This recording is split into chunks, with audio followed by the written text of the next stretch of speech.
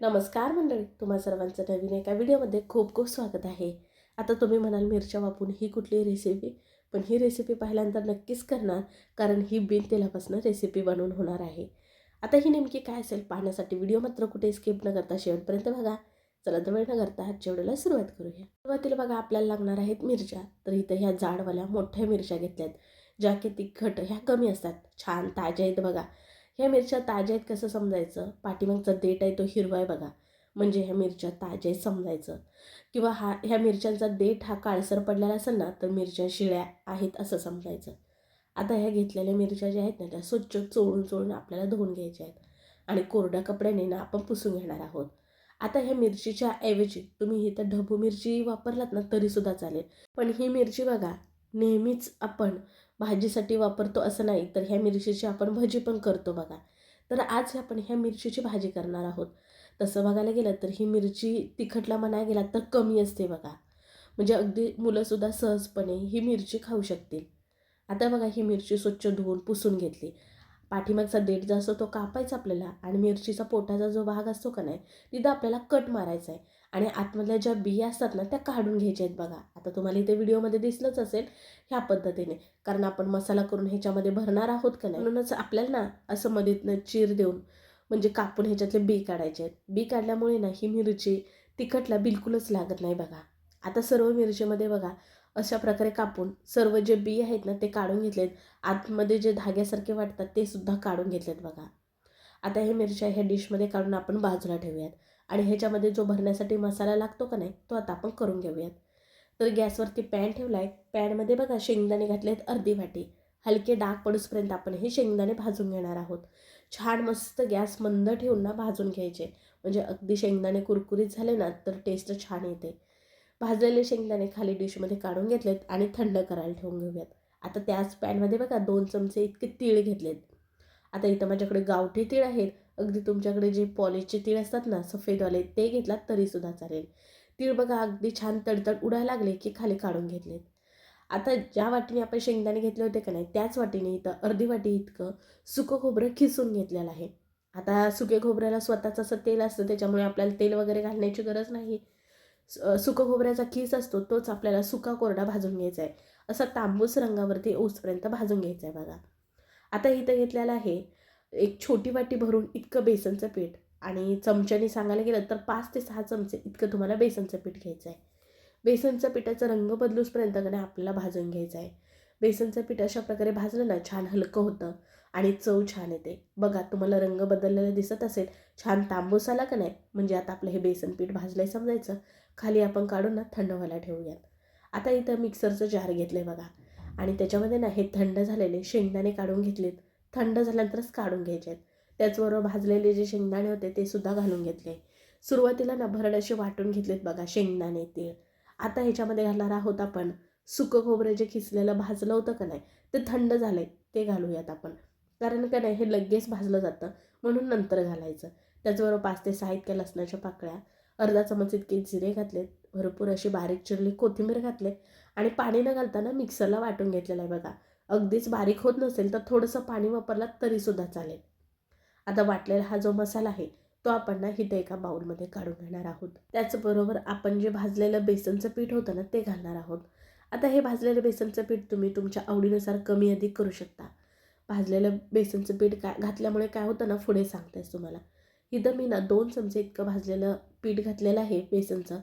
चवीनुसार मीठ घातलं, त्याचबरोबर पाव चमच इतकी हळद घातलेली आहे आणि 1 चमचा इतकं कांदा लसूण मसाला घातलेला आहे. भरपूर अशी बारीक चिरलेली कोथिंबीर घातली. आता हे सर्व छान असं मिसळून घेऊयात. तुम्हाला ह्याच्यामध्ये आणखीन कुठले मसाले घालायचे असतील ना ते घालू शकता, जसं की धना पावडर, जिरा पावडर, गरम मसाला. अगदी अर्धा लिंबाचा रस जरी पिळात ना तरीसुद्धा चालेल बरं का, टेस्ट छान येते. बघा हे छान प्रकारे असं मिसळून झालं की आपला मसाला बघा किती कोरडा कोरडा आहे. मग आपल्याला तो मिरचीमध्ये भरता येत नाही. शिवाय भरला तो ना मिरचीमधून ना आतमध्ये दाबून बसत नाही, मिरचीतून बाहेर निघला जाईल, म्हणून थोडंसं पाणी शिंपडून ना मिसळून घ्यायचं आणि असा ओला ओला हा मसाला करून घ्यायचा. आता इथं आपला हा मसाला तयार झाला. आता हे मिरच्या बघा अगोदरच आपण स्वच्छ धुवून कापून घेतल्यात. आता काय करायचं आहे, मिरच्या आपण मध्येतनं ज्या चिरून घेतल्या होत्या बघा, तिथं ना आपल्याला मीठ आतल्या बाजूने असं चोळून घ्यायचं आहे. असं मीठ चोळून घेतल्यामुळे काय होतं माहिती आहे का, ही मिरची लवकर शिजते. चवीला देखील छान लागते. म्हणजे तसं बघायला गेलं तर जरा पचक लागते, त्याच्यामुळे चव छान येते मिरचीला आतून मीठ लावल्यामुळे. अगदीच थोडीशी हळद जरी लावलात ना तुम्ही तरीसुद्धा चालेल.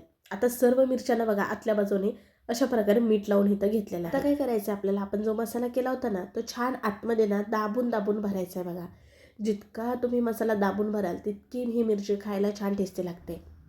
तुम्हाला म्हणलं तर बघा, बेसन पीठ घातल्यामुळे काय होतं हे तुम्हाला पुढे सांगेल. बेसन पीठ घातल्यामुळे ना चव छान येते. शिवाय बघा, आपला जो मसाला आहे ना तो आतमध्ये घट्ट दाबून बसतो, जरासुद्धा बाहेर सोडत नाही किंवा सुटसुटीत मोकळा असा होत नाही. छान एक ह्याला चिकटपणा येतो, म्हणून आवर्जून बेसनचं पीठ घालायचं. बघा मसाला इथं तुम्हाला दिसतच असेल मी किती दाबून दाबून छान प्रकारे इथं भरून घेत आहे. मिरची बघा ज्यावेळेस मध्येतनं कापतो ना त्यावेळेस काळजी घ्यायची, जे म्हणजे मिरचीचे 2 भाग होणार नाहीत, फक्त मध्येतच तेवढी चीर मारायची, जेणेकरून हा मसाला ना असा भरता येतो. सर्व मिरच्यांमध्ये बघा मसाला हा भरून झाला आहे. थोडासा मसाला बाजूला उरला आहे, तो कुठे वापरायचा तुम्हाला पुढे दाखवतेच. वाव, बघू शकता मिरच्या किती छान दिसतात हो. आता चला, इथं कढईमध्ये बघा मी पाणी उकळायला ठेवलेलं आहे. ह्याच्यावरती चाळण ठेवली आणि आता आपण ज्या भरलेल्या मिरच्या होत्या ना ते ठेवून घेणार आहोत. आपण बिन तेलाची मिरची करत आहोत का नाही, म्हणून इथं मी ह्या वाफवून घेणार आहे. अगदी आपण तेलातली मिरची खातात ना त्यांच्यासाठी सुद्धा पुढे एक ट्रिक्स दाखवणारच आहे. शिवाय न वाफवता सुद्धा तुम्ही मिरची करू शकता बरं का. आता बघा ह्याच्यावरती झाकण ठेवून ना एक 10 मिनटं इथं वाफवून घेतलेलं आहे. 10 मिनटानंतर मिरची बघा छान प्रकारे शिजलेली आहे. बोटाने दाबून बघा किंवा सुरीने असे दाबून बघितलात ना तरीसुद्धा चालेल. न वाफवता तुम्ही डायरेक्ट तेलामध्ये ही मिरची सोडून ना थोडंसं मीठ भरभरून झाकण ठेवलात ना तर वाफेवरती छान प्रकारे ही मिरची शिजली जाते. बरेच जण बघा सध्या डाएट करत असल्यामुळे ना तेलाचे पदार्थ खाणे ना थोडंसं वगळतात. त्यांच्यासाठी आज आपण ही भरली मिरची केली.